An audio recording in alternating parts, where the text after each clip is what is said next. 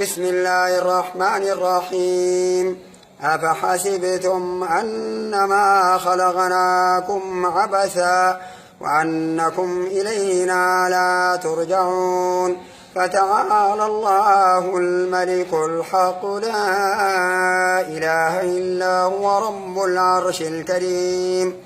ومن يدع مع الله إلها آخر لا برهان له به فإنما حسابه عند ربه إنه لا يفلح الكافرون.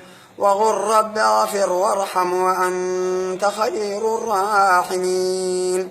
آمنت بالله صدق الله العظيم. الصلاة على نبينا محمد صلى الله عليه وسلم.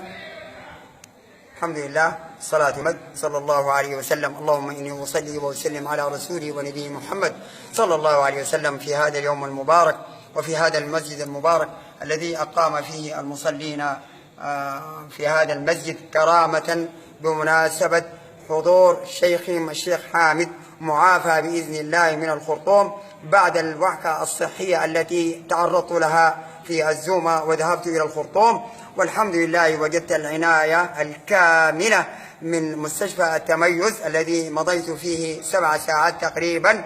وأشكر على في هذه المناسبة إخواننا وأبنائنا الأطباء في هذا المسجد في هذا المستشفى الكبير، وأتمنى لهم من الله كل توفيق، وأتمنى للسودان كل تقدم ورفعة في هذا البلد المبارك.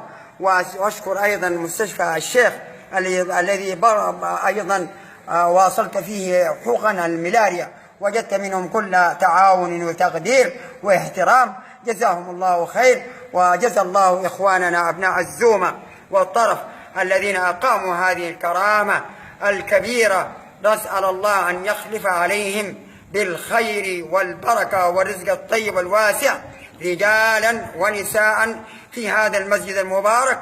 وصلى الله على نبينا محمد صلى الله عليه وسلم.